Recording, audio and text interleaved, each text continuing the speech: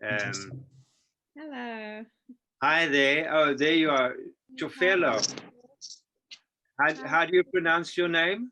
Chulufelo. Okay. Cholofelo. Nice to meet you, Yes. Cholofelo. Nice to meet you. Yeah. Yeah, It looks thanks like you're for. doing exciting work. Yeah, well, I hope some people jump on and listen. I'm sort of just doing this pretty impromptu. I am working on a paper, so it kind of helps me also just to bring things together for people, Yeah. presented in different ways, and I hope people will ask some questions that might help me to fine tune the paper that I'm busy putting together now. Oh, Yeah, great. yeah, and. Looking Yeah, forward so to it. anyways, and Cholofelo, where are you from? I'm from Joburg. Okay, all Yeah. right. So I'm down in Cape Town, Yeah. and it was a beautiful day today. Um, Mm. so I hope some more people join us because being such a beautiful day, everyone might just still be out, trying to Absolutely. enjoy the During last of the the sunshine. sunset. Hmm. Yeah. Okay. Okay. Uh, so you do anthropology and have I got that correct? Yeah, it's sort of it's archaeology, but Archaeology. it's sort of Okay. it's really called archaeoastronomy. So Oh, what it does is it kind of bridges the science of archaeology and astronomy, bringing those okay. two fields of study together. Hmm. And yeah, they are. Uh, so I bring in the science, but I also work with the sites on a kind of spiritual level Okay. as well. My role essentially is to marry science and spirituality. Yeah, Oh, that's yeah, great. yeah. Yeah. Because there's a great divide between the sciences and the Mm. spiritual understandings. And for me, it's just crazy that they aren't including the spiritual aspects of Yeah. research in archaeology, because especially when it comes to sacred sites, Yeah. um, and the ancient rock art sites for that matter, all of Yeah. these sites and the rock art and so on, people already know that this was the work of the shamans, or Yeah. the spiritual guides of the time. Yeah. And they knew that they chose these places not only for just because of the physical position, but because it had some kind of spiritual energy or power that the Yeah. shamans were kind of communicating with and drawing energy and guidance from. Yeah. So from my perspective, how can you not be researching this when you Yeah. already know that all your colleagues agree that this was the work of the shamans and the priests or holy people of that time, the healers? How can you not be researching these ancient places with that in mind, um, and calling on shamans of today's time to Yeah. come and spend time there and to glean deeper insights to our human ancestry? So Yeah. archaeology has its place, No, it but definitely does. uh, right now, for me, the spiritual body, or the spiritual aspect of our beingness really could use some help. uh, Yeah, yeah, I totally agree with you. And it's a pity, they're mining and, there's so much pollution and excavations and, all of these things that are happening in these sacred sites. Yes, yes. Um, So you they're know, kind of raping and plundering the earth. Yeah. Earth, yeah. And I mean, they're the acupunctures of the earth. So that energy needs to be nurtured and Yeah. to nurture us, the people that live in the land. So, if you're disrespecting those acupuncture points of the planet, or what ripple effect does it have on on us? Exactly. What energy are we not receiving that we need to be receiving? Yeah, and we're also busy teaching our children, like this is how we roll, this is what we do. We kind of just blow the flipping mountain up. We, rape all the minerals out of it, and we make these big metal monsters, and it's cool. But actually, maybe we need to be looking at things a little bit differently now, and learn from our, how we've kind of really trashed our planet right now, and start to nurture the energetic and the spiritual relationship that our forefathers had. So the further you go back in time, we see more and more deeper connection, deeper honoring, deeper respect for our connection to Mother Earth, and more communication with Mother Earth, with the elemental energies, with the spiritual energies, the stars, the sun, the moon. So for me, that's been lost. A lot of that's been lost. And this is the time, the opportunity for us to regain these aspects of ourselves. In other words, remember, bring pieces of ourselves back together again, so we can be more whole, and be the beings that we are, the great creative beings that we are, co-creative beings that we are. So yeah, so this is why I am doing what I'm doing, and I'm sharing some insights to the sacred sites of Southern Africa. I believe that she holds some of the earliest insights to our human ancestry, and I mean our spiritual origins. So where the first beings first communicated with the gods above, the sun, the moon, the stars, and whether we were star seeded or not, this is what we have to draw on, is the let's call it these earth temples that have been left behind, but they carry the messages enshrined within them. It's just that we've forgotten how to communicate with our Mother Earth, and with this collective consciousness that is still very much alive in these sacred places. So I'm able to tap into. I have some of these gifts that can go in and kind of remember some of these little gems of our human consciousness and spirituality, and hopefully bring them forward in a way that helps people to become more whole within themselves again, remember pieces of themselves, and so to bring a kind of a healing, if you like, as you bring yourself together, and hopefully it will support you and your family going forward, and we all get to see a deeper insight to truth and to source, so that we can collectively, well, individually and collectively, better shape our way into the future. So all right, so hi everybody. I can't see everybody who's coming on. I don't actually know how to do all this, but I see there's like a panel. Okay, so we got a couple of people on.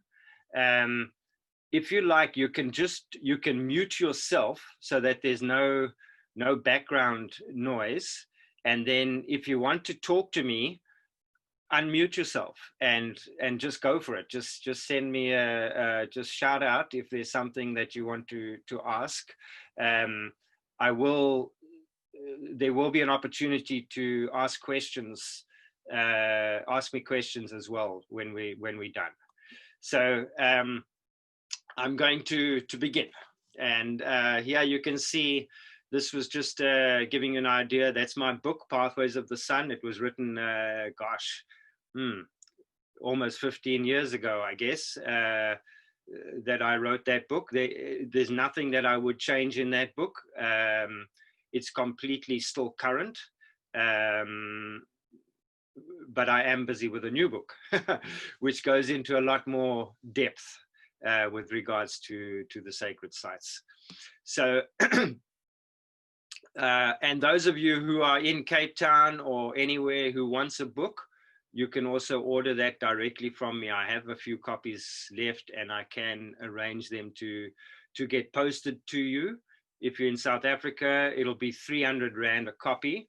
That's 200 Rand, which is a discounted price, and then 100 Rand to do a postnet to send it to you. So we've been chatting a little bit about our collective ancestral past, and one of the things we need to understand is that, especially here in South Africa, being one of these birthplaces of humanity, there were a number of early humans that were hanging out in South Africa, from Homo erectus, Homo naledi, Homo rhodensis.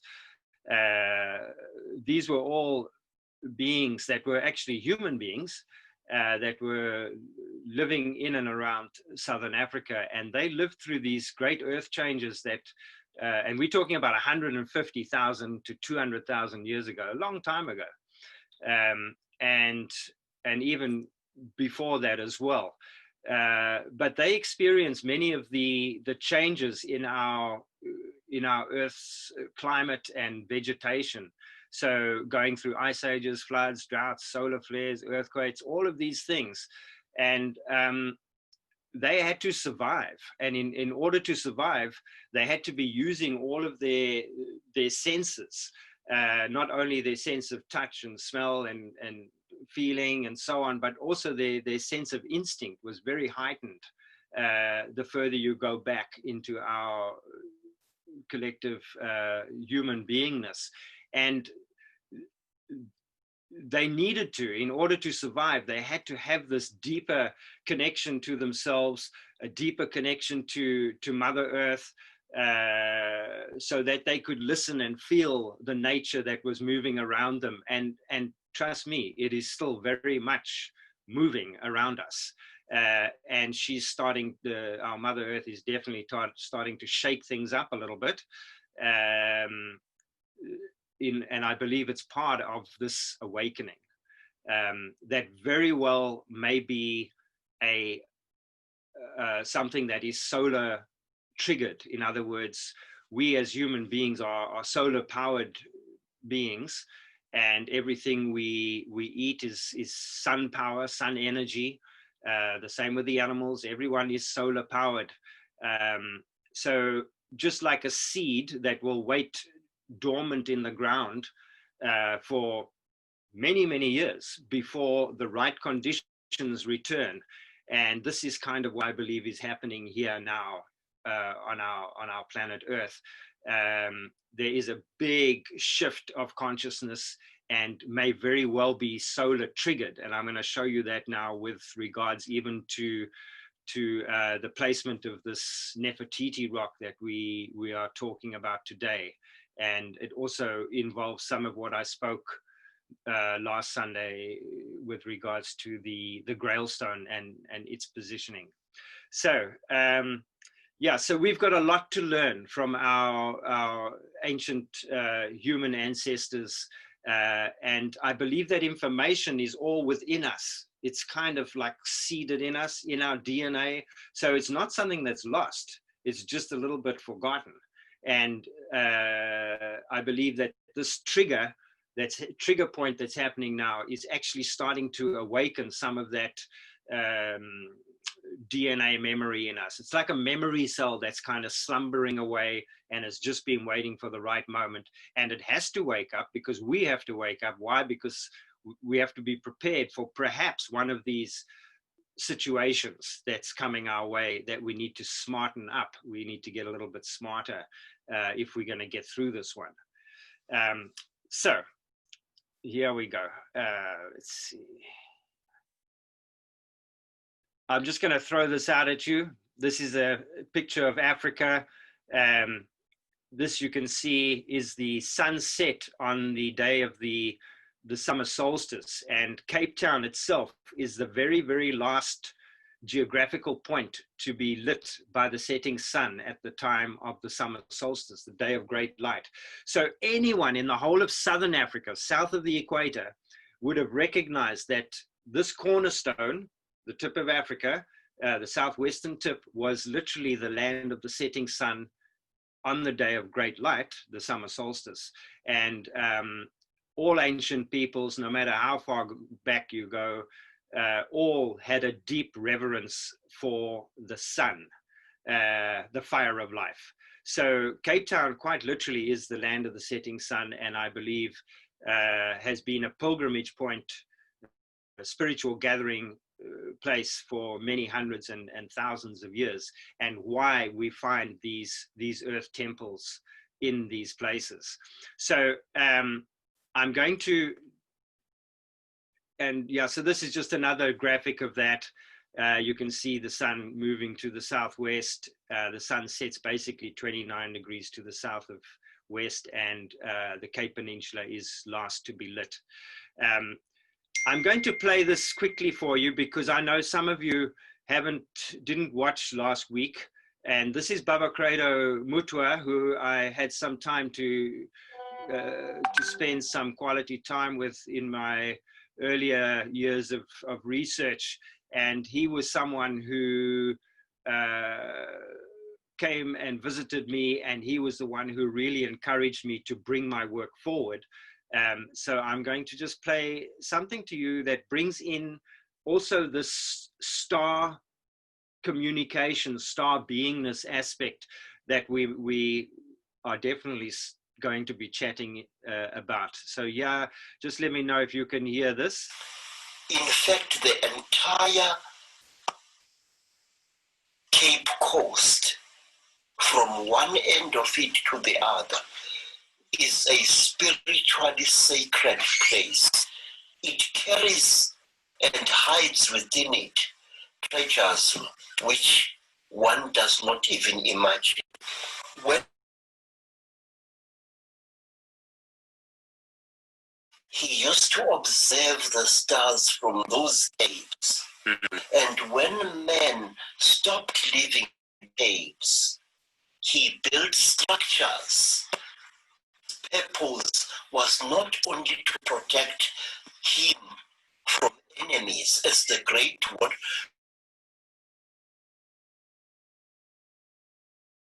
help him to communicate with the stars above and the many, many beings from the stars. He has always been talking to the stars. It is not for nothing that throughout Africa, our name for star means giver of enlightenment or giver of knowledge. Naledi or Nkanyezi, giver of knowledge. Yeah.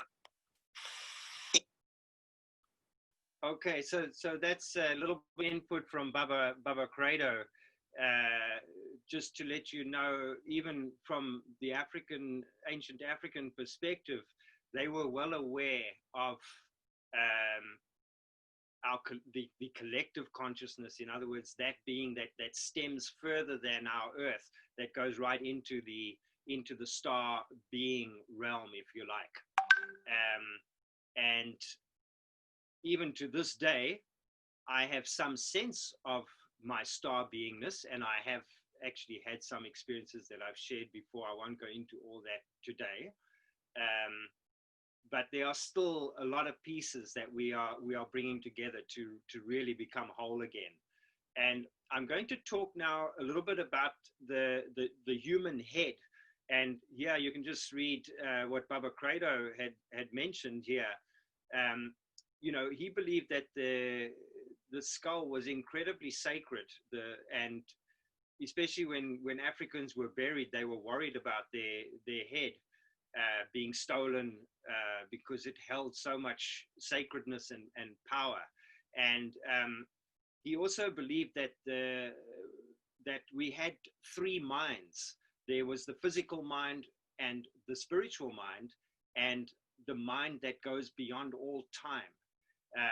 So we can see that as a physical, a spiritual, and then a super conscious mind, if you like, which sort of weaves into my own fabric of believing that we are all, you know, part of this universal collective consciousness, the unified field, if you like, and we actually contain all of creation and all knowledge within us, and have the ability to access this information as well. But the ancient peoples also left temples and structures that we are able to engage with that can help us to better remember this. So there were, in one of the papers, this you can see, these are actually some stone heads that were found locally. This is one that was in Caledon. It used to be used on it has this sort of truncated neck that used to be stuck into the ground and used in ceremony. This was actually found on Signal Hill by Lion's Head. These other ones, Hinomanus. So we know even the early Khoisan peoples and ancient African tribal people were also very well aware of the spiritual elements of the head. And I will go further to say the eyes, okay, as well. And we'll speak more about that because I think it's a German saying, the eyes are the reflection of the soul. Is anyone German there that can back me up on that? So here we are on, this is Lion's Head. This is a picture from my book. And this crouching lion looks a little bit like a sphinx. Here's another better picture from the east. And this is the crouching lion, which is very sphinx-like as well. And this part here drops down and goes into a gateway and then goes all the way back up to Table Mountain. And this is the Lion Gate, which actually records the passage of the sun right the way through from the summer solstice through to the winter solstice. So the lion, the paws of the lion actually protect the setting sun. The solar disk is actually seen to be at the feet of this lion. There is a cave right in the mouth of the lion, which faces basically to the southeast actually, in the direction that it's facing right now, the crouching lion position there. And the whole mountain is actually like a giant sundial. Here you see this triangular shadow here. So depending on when the sun sets, you will get a triangular shadow that will basically spin around the mountain. From sunrise, it goes the other way and then turns in an anti-clockwise direction, the shadow, and then crosses back across the city bowl and hits the Devil's Peak and the saddle of Devil's Peak and the corner of Table Mountain. And this is the area that we are specifically going to be focusing on today. So here's our crouching lion. And here we have the top. This is actually Nefertiti, but you're not seeing her clearly because of the rock in the foreground, but that is the position of the sunset. There is the lion's head, and this is the rump, and there's Signal Hill over there. And this is the gateway between the lion, the head of the lion, and the corner of Table Mountain over there. And I'm going to show you, I'm going to jump a few of these, some of the things that we find taking the horizon landscape. So these low points were always very important for ancient observers, because it got to show you the sun first or last. And I'm coming back to the sunset there. And here we have the actual Nefertiti rock itself. And this is positioned, by the way, with 3 other rocks. One, and the other one behind. You'll see another picture I'll show you of the head from another position. So there you see her with the sun setting. And this is what we call the headdress, or the capresh of the sort of Egyptian goddesses and queens, which very much mimics this headgear that we're looking at here. But what's fascinating is that the way you're looking at this now is that the head, this stone that's been positioned there with this very regal upward pointing face, you can see what it actually looks like with the images of Nefertiti. That's why I called her Nefertiti. These are some of the earlier images of people that believe this is what Nefertiti looked like. And this was from one of the temples itself over here. So you can see the regal expression with the extended neck, very similar to the rock that we're looking at here. And this rock here, as I'm saying, has been positioned. In other words, it has been held up. And I'm going to show you from the back now. This is what it looks like.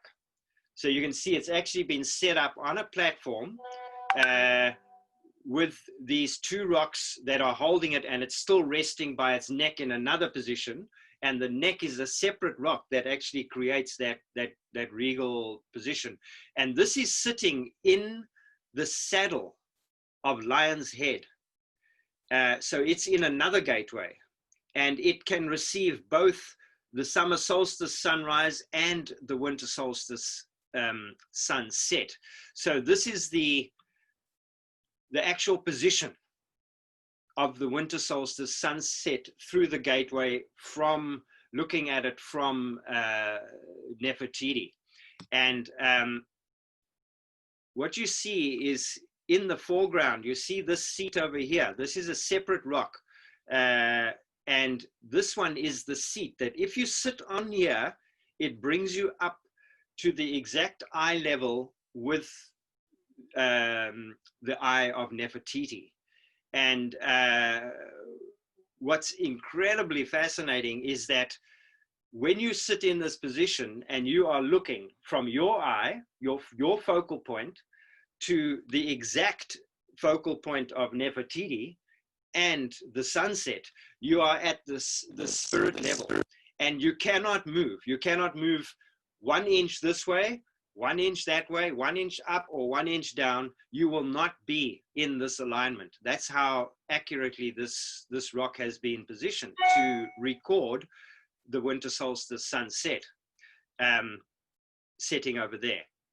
So here you can see that is sunset smack bang on the winter solstice, setting at a spirit level with the eye of Nefertiti. So that means I cannot move to my right, because the sun will be already out. It would be behind Nefertiti's focal point. If I move this way, the same thing. If I drop down, the sun would have to be off the horizon. So everything is set to this eye to sun alignment. And this is a constant. So I work with these sites all over Southern Africa, and they go way back, but the let's call it the formula, if you like, remains exactly the same. So the question is, why is this lining up now, is the main thing of interest, because this setting point is now smack bang in alignment. But what does the actual alignment look like over the 42,000 year obliquity cycle? So this is this cycle here.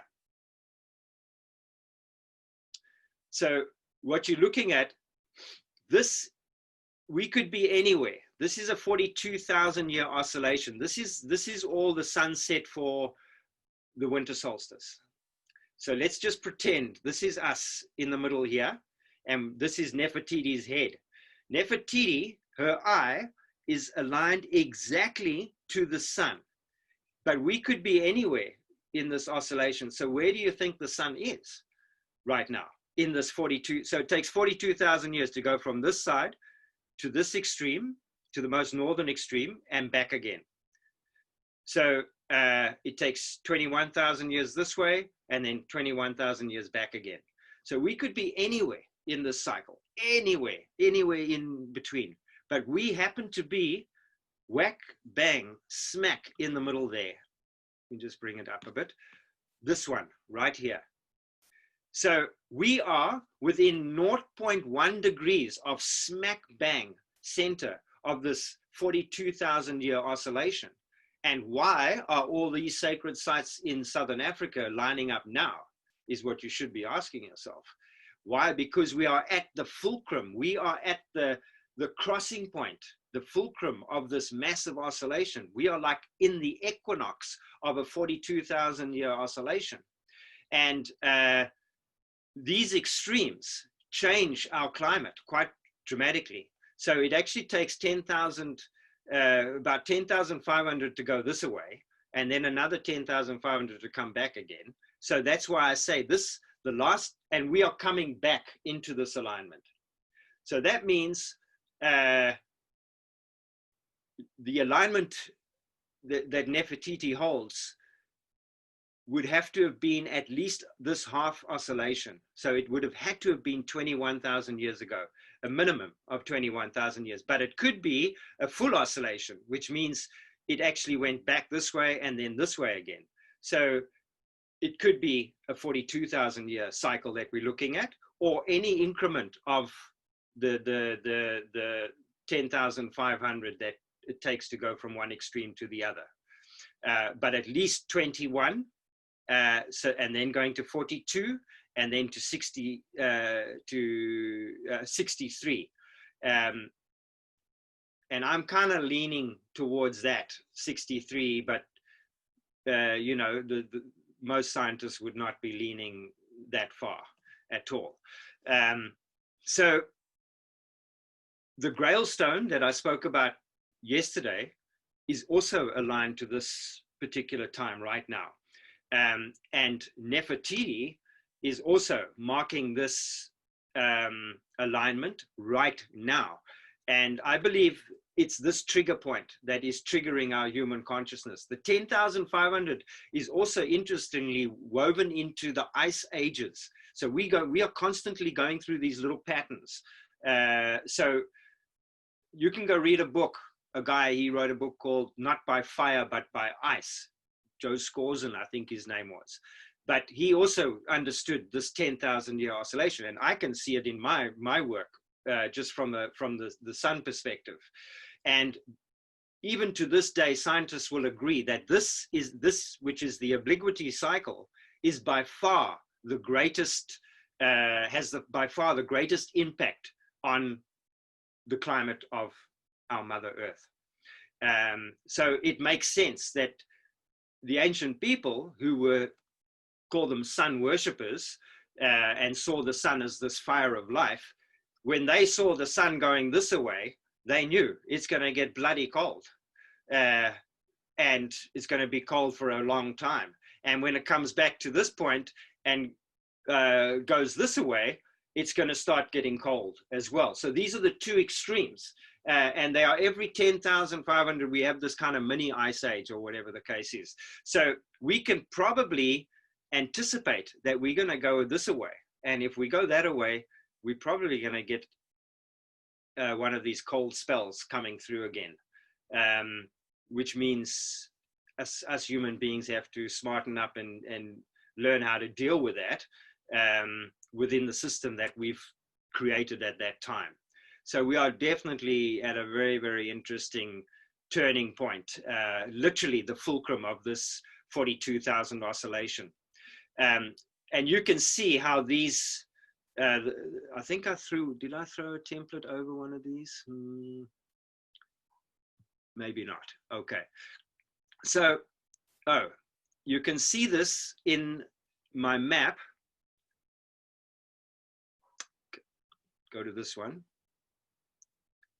Right. So this is Lion's Head. This is a topographical map. It also has my contours in it. If I had to zoom in, I could see exactly what height I'm looking at. And this is the saddle between Devil's Peak and the corner of Table Mountain. So Nefertiti is sitting in the gun sight of the saddle of Devil's Peak. And you can see the blue line, the central blue line, is where the sun is aligning now at this particular time of this 42,000 year oscillation. And there you can see the extreme point is right to the, almost to the edge of Lion's Head, if you like. It's a big shift. It's like it's at least 2 degrees. Now 2 degrees is 4 sun widths. So if we go back to that picture over there, if that thing sets, it'll basically set over there. You're going to take 4 of those sun widths. It's going to be at least 1, 2, 3, 4. It's going to sit over there. So you can see it's completely off the alignment compared with that over there, which is Nefertiti looking at it. So we're going to shift.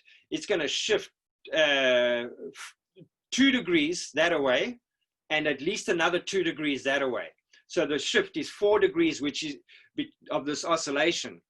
But she can still watch it, but she is marking the central point, where her profile, in other words, where my profile is looking a specific direction, and my focal point is squared exactly to the winter solstice sunset. So that is the map that shows you how that shifts according to the 42,000, that one, the 42,000 year oscillation. And this other one that I got there, I don't want to like confuse you too much, but this is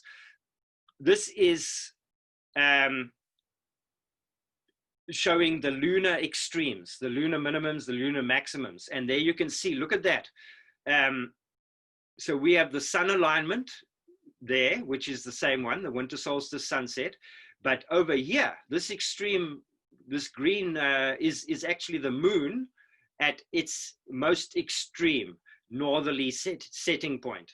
And this orange one is the moon's most southerly setting point. And again, you can see its relationship to the gateway, the Lion Gate, and Nefertiti again. She is watching this whole thing playing out.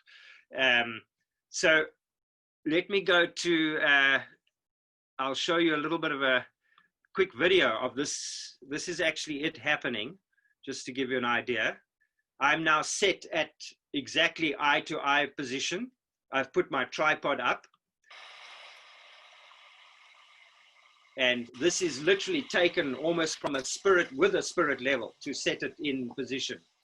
And here you can see the final rays of the winter solstice sun setting at exactly the ocean level.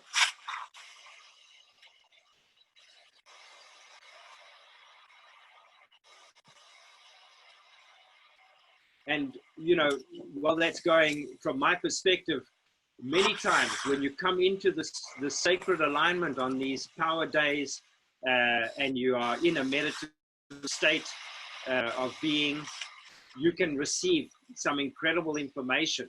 In other words, remembrance, you know, how you can actually start to remember and access these pieces of our human collective spirit and consciousness.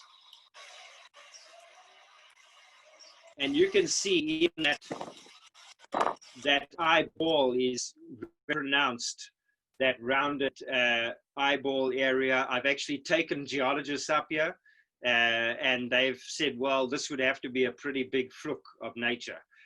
But like most scientists, they're very, very hesitant to put a stamp on it. But they said they could see some potential working around the eye, but they would not put their stamp on it. But I trust this will change. So that is the final sunset of the winter solstice, sitting at a spirit level with the eye of Nefertiti. So we go back to that image over there. So surrounding, what was I gonna, yeah, this is the sunset. And what you're also seeing, very similar to the Grailstone, when you have an ocean horizon, one, you can see it's a V that's being created. The downward pointing triangle, which again represents the sacred feminine. So we have a female receiving the sun, the seed of the father sun, if you like. And what's amazing, when you have an ocean horizon, you also get a golden rule, like literally a straight line. So if you're looking for an accurate measurement to record the winter solstice, to have an ocean horizon with a landscape horizon, which is basically your foresight. So we're basically looking at foresights and rear sights again. And of course, Nefertiti is the final rear sight, if you like. So this golden rule just adds to the accuracy, and not only to the accuracy, but the whole beauty and the whole experience of coming out to honor this alignment. And I mean a lion, as in the lion mountain at this point. The alignment to the winter solstice couldn't be better calibrated by this gun sight. And the same happens at the Grailstone that I spoke about last week, but I didn't go into all this depth about it. So it's a really awesome experience to be there. And then surrounding Lion's Head, there are a number of sites that I work with, and I could speak for hours on each one, but I'll go very quickly. On Lion's Head, when my journey actually began, so Lion's Head is this giant sundial. So as this thing spins around, it engages with a number of stones. I will show you some of them. This is one that is held up. This window is sitting in the gateway. In other words, where we, remember I showed you a point for the winter solstice sunset here. And that stone is sitting right over here, up here, right where the eye is of the lion. And that is a lean stone, so that when the moon, the lunar extreme, comes this way, it's going to be engaging with that portal, with that particular stone. And then my journey really started on the western side of the lion. So if you can go watch the same sunset, but you go to the other side of the sort of head of the lion, on the western side, you get to this rock, which is I call the granite skull. And this is a human head. It's actually balanced on top of another one, and this is 10 foot in size. So you can see there's a person actually sitting underneath here. And this alignment you're seeing here is actually to the full moon, which happens around the summer solstice. So this face is facing due south exactly, and the eye due west.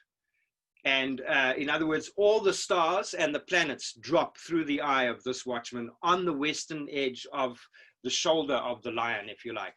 And this is where I was called, gosh, yeah, it would be right on the beginning of my journey, 30 years ago. I can talk about that experience another time. But there's another stone. This is a diamond rock placed on the side of Lion's Head. You can see these rocks are actually holding it in place. And what's interesting is this one is actually marking magnetic north. So again, there is a whole magnetic, electromagnetic kind of consciousness that's woven into sacred sites as well, and the energies that we can explore go way deep. Us ourselves being electromagnetic beings. So this is on the side of Lion's Head, and then on the side of Table Mountain are these two, which I've called the solar discs. And this one is on its edge here and is standing about almost 30 feet tall. And this is in the gateway of the lion, okay? So these stones are engaging with the light and the shadow that are passing through the gateway. See if there's any others I had here.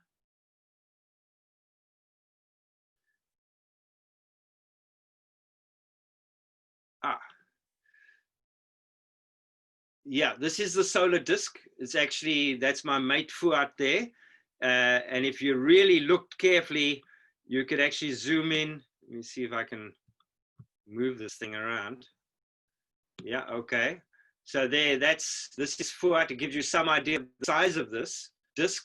You can see this little knob on the top has some interesting astronomical stuff going on there. And you can see that this is actually a head. You see the rounded head coming down to a nose and a mouth and defined.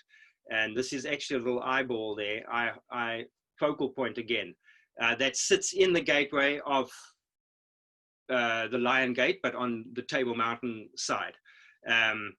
That's that stone again. This is a little stone near, I won't go into detail with that one.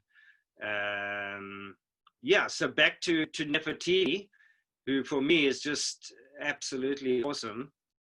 There she is. Just there's a certain energy that comes off of her when you're close to it. And these are the two. I've just thrown these pictures in here for you to have a look at the similarity, the Egyptian side of things. And I'm not saying that this is Nefertiti, okay? But it sure looks like it. And then you can say, well, where did this imagery of Nefertiti come? Does it have something to do with you know, aspects of perhaps star beings that may or may not have engaged? We already heard Baba Credo talking about beings that come from the stars. I personally have had some experiences with beings looking almost exactly the same as this. And you can listen to that. I'm sure it's on one of my Facebook talks. But that link was to Sirius and Vega. So there is a Sirian Vega aspect of my own star beingness. And I was born into that. So when I was born, Sirius was rising and Vega was setting. So I believe we are seeded with this universal consciousness, and a part of that happens to be our star beingness as well. And we have the capabilities of not only communicating with our Mother Earth, but we also have the ability to communicate with the stars above. So I'm just throwing that out at you. And there you have the image of Nefertiti. There you have the placement again. There we have our sunset. And I have another one of these beings I can just throw at you. This one's actually goes back. This is the Naledi. Could even potentially go back 250,000 years ago. This eye, and you can almost see like quartz in the teeth here and the jawbone, is in Sordilo Hills, which is a site that I work with, that we know is at least 70,000 years, this serpent cave in Sordilo Hills. So I do research that goes at least that far back, and that's why I was putting a date of more like 63,000 years to the Nefertiti. Why? Because the oldest consciousness that I've been able to go back to these same heads, like the one that I experienced on Lion's Head, you know, this one, sorry, this one here, and here you can see the eye aligning to the west exactly, okay? And this one on Tsodilo Hills is exactly the same. Exactly, this is the equinox. So this is equinox sunset. This being is squared exactly to the equinox sunset, holding the same consciousness as the heads on Lion's Head, the same consciousness as the alignment with Nefertiti and the sunset on the winter solstice. So exciting stuff. I would like to hear what any of you have to say. Are there any questions that you might have? We have about 10, 15 minutes to go. Would anyone like to unmute and ask me a question?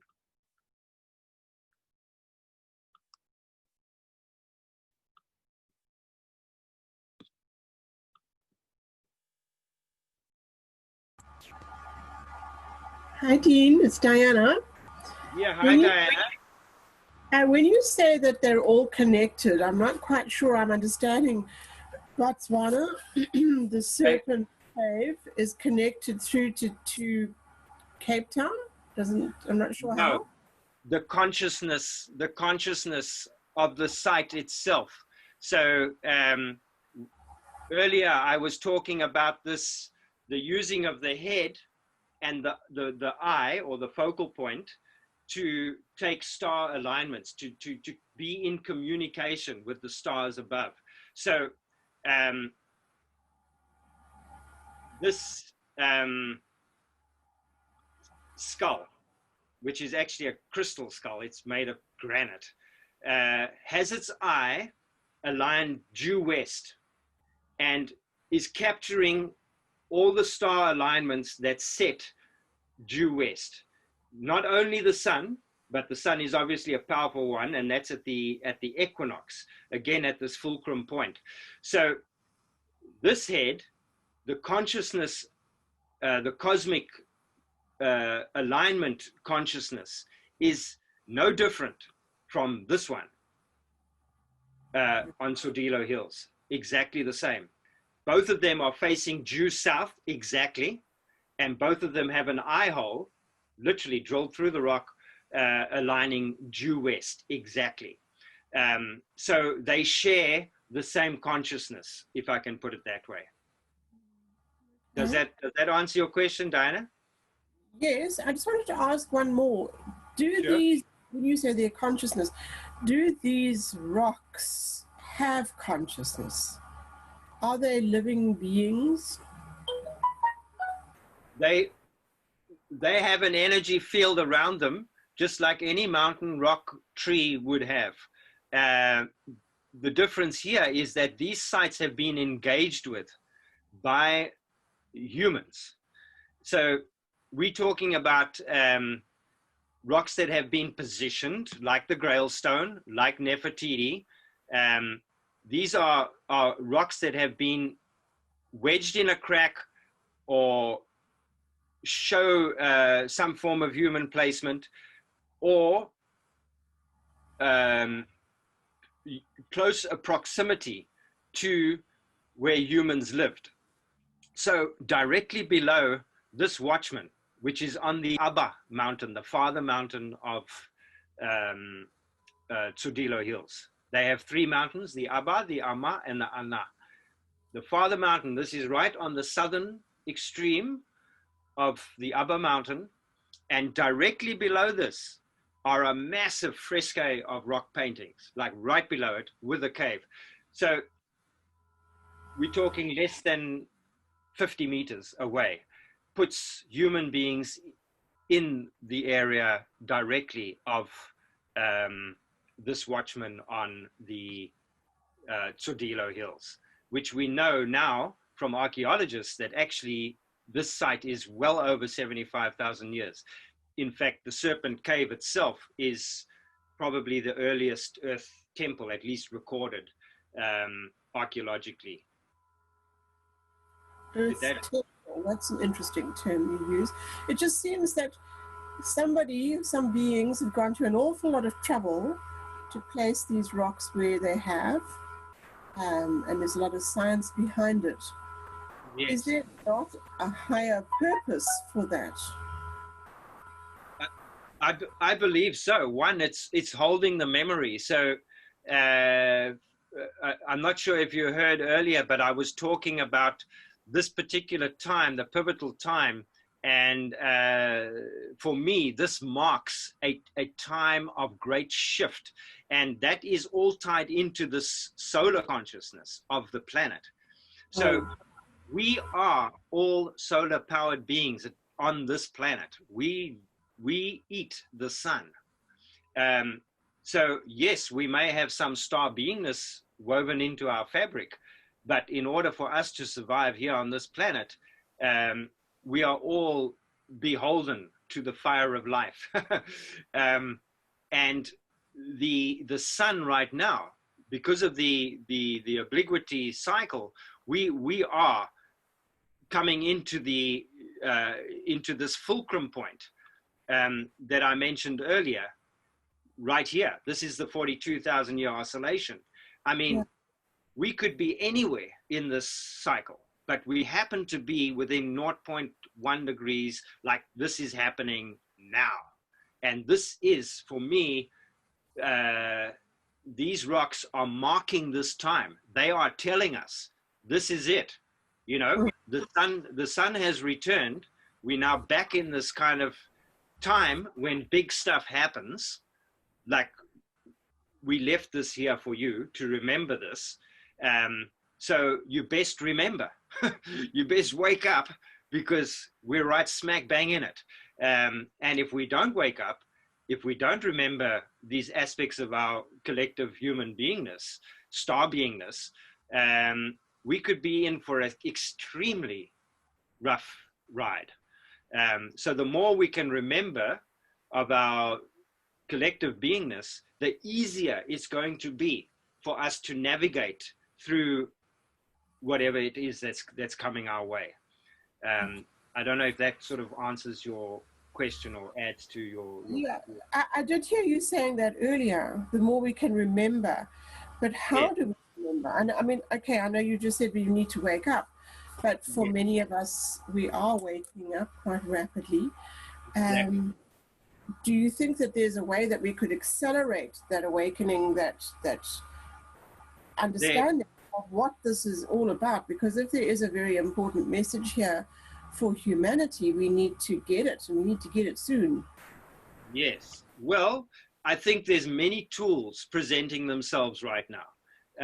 So, you know, from my side, I'm doing my little bit here, and I believe that just me sharing some of this with you is going to get you to wake up a little, I hope, a little bit. And there will be other tools. I will be sharing another chat, possibly next week or the week after, and I will show you some of the kind of meditation modalities, if you like, that I've been, you know, I'm self-taught. Totally spirit guided. So my teachers are all from the spirit realm, old, ancient, whatever, Chinese mandarins to, you know, Bushmen to American Indian, and then I have my own connection to source and to the information. So I've been shown some things to work with, how to do meditation with sunlight, for example, using fractals of light. And obviously there's a lot of plant medicine coming forward now. And sure, I've done a lot of journeying here and there as I'm normally invited. I don't seek any of it out, mostly gifted to me. But I work subtly with the plant medicine on the mountains. So I make teas myself, because they carry the song of the earth. They carry the messages. All the information is there. So one can actually just make tea from the mountain, from the sacred site, and actually plug in that way. And you will see how amazingly you can access the collective information that's there. So I will share some of that maybe in another talk. Someone has asked me for that. So using some sound and some light fractal stuff that may or may not help others, but I will share it, and maybe that will help as well. But just be aware. And I ended this off, I think, here. There we go. So this would be my advice going forward. All about awakening, remembering, consciously collecting, connecting, opening up to greater possibilities,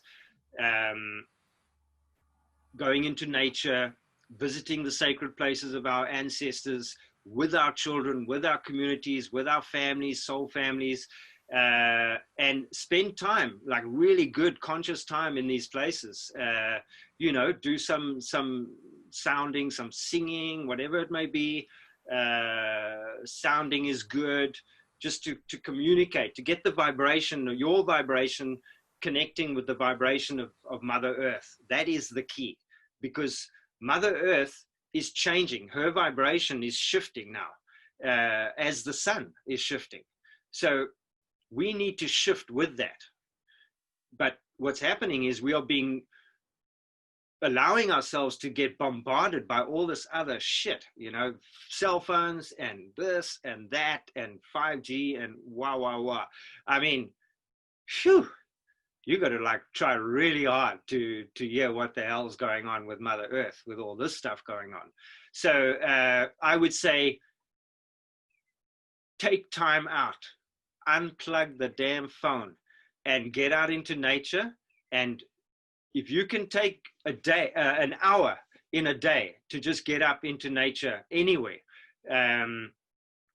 you know, touch the earth, smell the earth, you know, engage, you know, talk to the damn trees, you know, talk to the mountain, talk to the plants. They want that engagement. They, you know, we're not separate from all of this. We're all part of this collective universal being, if you like.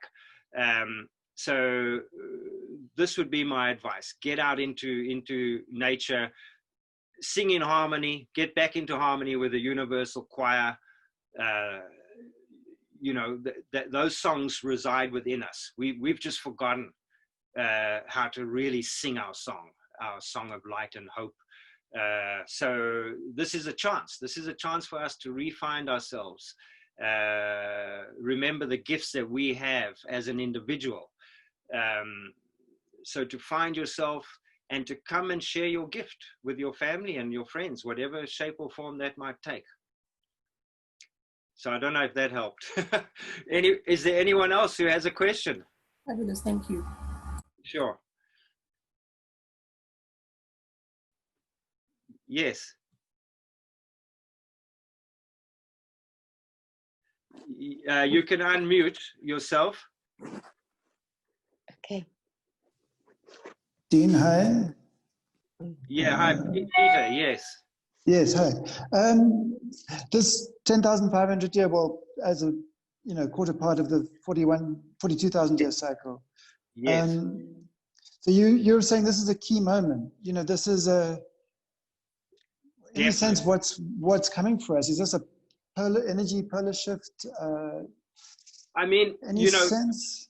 It's something like that. It's like we're right on the fulcrum point now. We're like this, you know. Yeah. And that's why everyone's feeling a little unsteady, because it's like you're standing on the bloody edge of a knife here, and it's okay, because that's just where we're at. But you know, when someone is being rocked like this, and you feel like, oh shit, you're about to fall over. In that moment where you pull yourself back, it forces you to find your core energy within yourself. So I believe the fulcrum point that we're at right now is designed to do just that, to get you wobbly, you know, shake you up a little bit so that you can find your center again as you prepare for going forward again. So it's a consciousness, an oscillation of consciousness that has happened.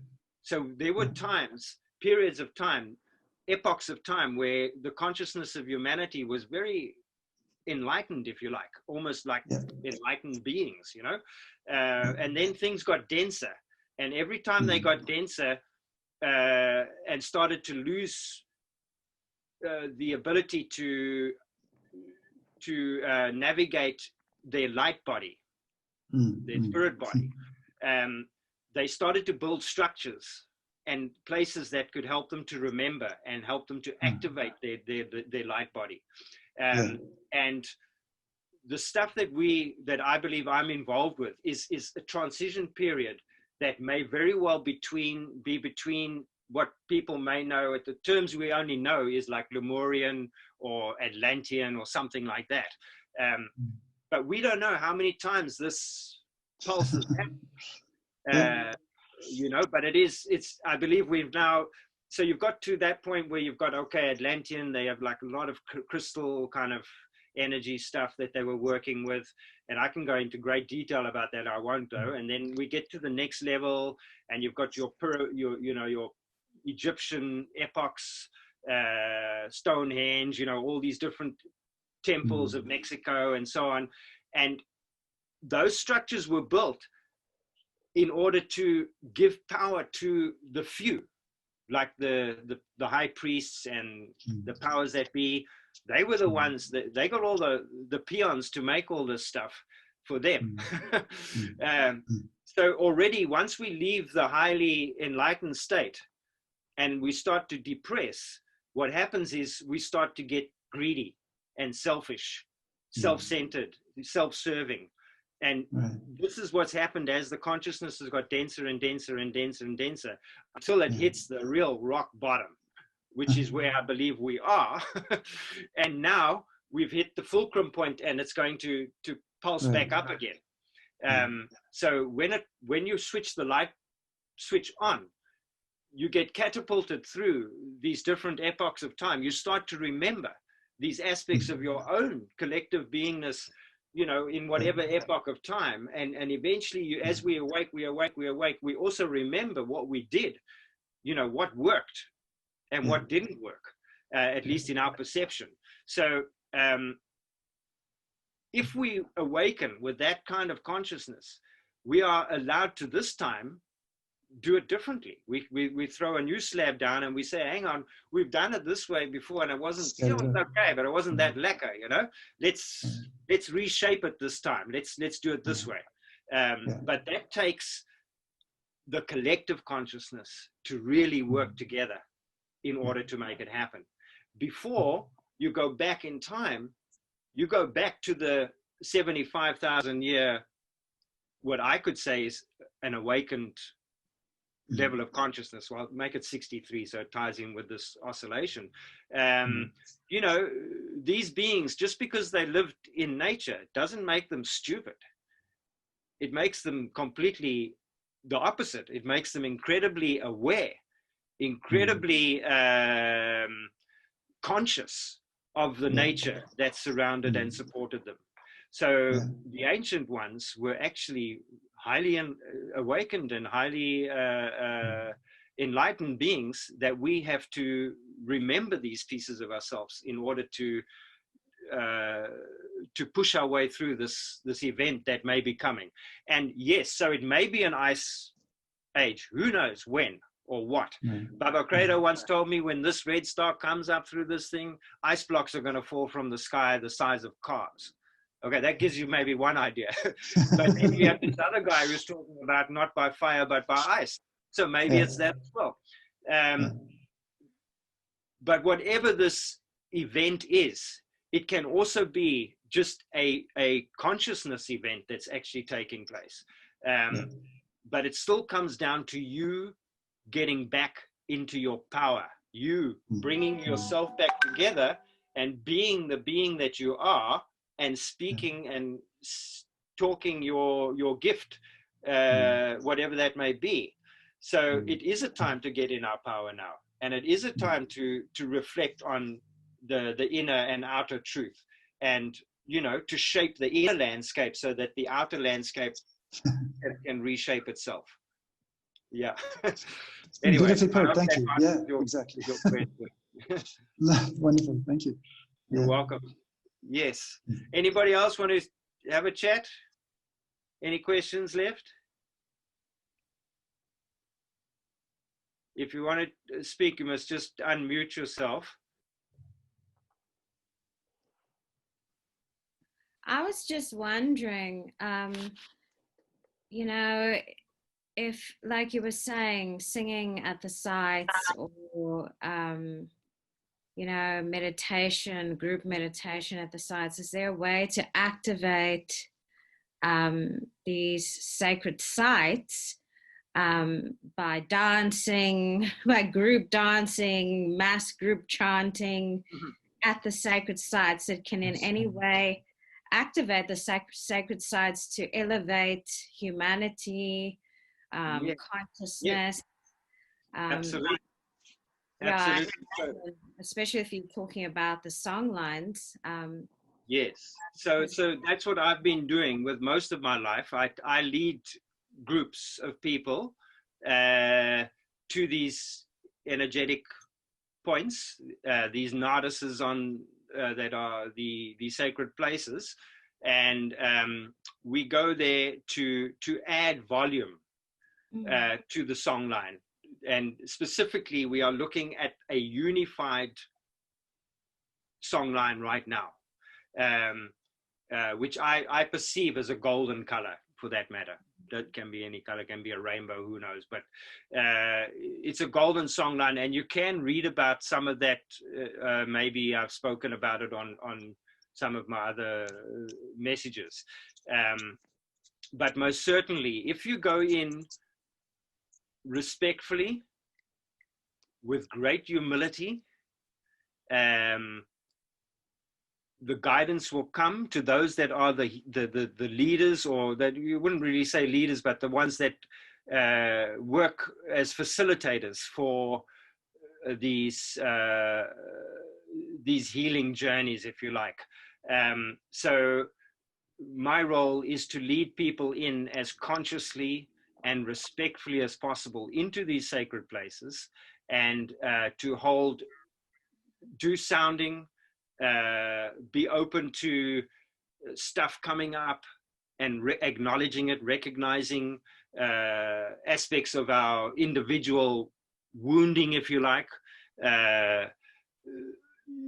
aspects of our own victim, tyrant, perpetrator, all those kind of aspects of our human archetypes, if you like, whatever comes up, because we all have wounding, and that's okay. That's what shaped us as both as individuals, but also collectively. So it's not like we're trying to push it away or throw it under the carpet. We want to engage it so that we can fully heal, but not be ashamed. One must wear one's scars, if you like, if I can say. So yes, definitely working with the sacred sites is something I do and continue to do, and unfortunately now with lockdown I haven't been able to do it. So now we're doing it this way, and hopefully this will help people to engage even remotely. So I believe one doesn't have to be in the site to connect, because all the song lines are connected. So the more consciously you go out into nature, you can just plug in to the, nature's Wi-Fi, which is a way better frequency, I can tell you that. Plug into nature's Wi-Fi and get the fix, get the alignment, retune yourself is really what's needed. A retunement, And I imagine, if astrologically, like you were saying, during solstice, and to do that kind of ceremony, summer solstice, or equinox, or winter solstice, or whatever it is, depending on the astrological, that must amplify the energy of the work and what you're able to tap into at the time as well. Absolutely, definitely. So the turning of the sun, the solstices, the equinoxes, the full moons, these are all very powerful times to be out in nature. So one of the phrases that came to me when I was working with the sites was, where the light and the shadow meet, may we gather there and sing our song. So this fulcrum point, we're looking at this oscillation, but the fulcrum point between the light and the shadow, in other words, when you're up in the mountains, like where the Grailstone is, where Nefertiti is, they are positioned on a fulcrum point. They can see sunrise, they can see sunset. They're sitting on the fulcrum point. So when the first rays of light come and engage, impregnate, if you like, because it's very much a fertility thing going on here. The Father Sun is making constant love with Mother Earth. And when the sun first hits that sacred place, or that fulcrum point in nature, there is a quickening of the molecular structure of all the nature around you. It's vibrating. It's like a full-on vibrational experience that's there for everyone to enjoy and to engage with. So it's a quickening. The molecular structure of all the plants is changing, is shifting very rapidly. The flowers start to open. The birds are starting to chirp and sing. All of that is happening on that space. But that space continues, and it goes all the way around the earth, and it doesn't stop. It's like the generator. The sun earth cosmic vibratory generator that's there for everyone to get out and enjoy. So sunrise, sunset, two very powerful times to be out in nature and engaging with it. It's one way that we're talking about trying to get yourself back into this frequency, more like real time, real earth vibe. That's the places you want to get to, and those are the times that you want to get there. Sure, the solstices and the equinoxes are extremely powerful, but any sunrise, any sunset is still going to do it for you. You're still going to be immersed in the quickening of the song and the vibrational magic and medicine that's happening at that moment. And our ancestors all used to be there. They all used to watch the sun. Trust me. You only had to spend one bloody winter night out in the wild, in the woods, if you like, to be back then, to be anticipating the sunrise. You'll be the first one to see, where's the sun coming up? Oh, there, geez, I'm climbing up. I want to get that first ray of light and go and sit and be warm. And even today, the animals do that too. The baboons and the dassies and just animals, they in winter, they're aware, they're conscious about the ebb and flow of the cycles of nature. Thank you, Dean. Yeah, you're welcome. Okay, well, gosh, I hope you all enjoyed that, and I hope you're fascinated with it. It's certainly exciting for me to share this with you, and I hope it's kind of managed to tweak something within all of you, and hopefully you'll go back a little bit more enthusiastic about life and hope for the future. Yeah. Thank you, Dean. That was fantastic. Okay, Thank you for the insight. who's over there? I can't see. Yeah, you're welcome. Hey, thanks for coming on, everyone. And for those who offered, gave a little bit of a donation, thank you very much. It all helps at this time because my tours are not exactly operating right now. I trust that will change soon. Yes, I trust that'll change before the solstice. Yes, I hope so. So I will be doing something on the solstice between me, you, and whoever's on this call. And I will be taking a very small group. I'm not going to publicize it because of the, Gestapo out there. But those that want can just send me a WhatsApp or something, and I'm going to try to do a very low, off the radar walk to one of the sacred sites come the winter solstice. Awesome. That would be great. Yay!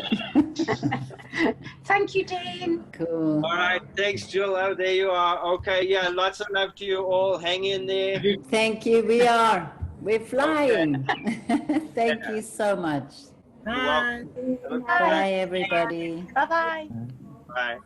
Thanks, Dean. Bye. Cheers. Bye. Yes, adios.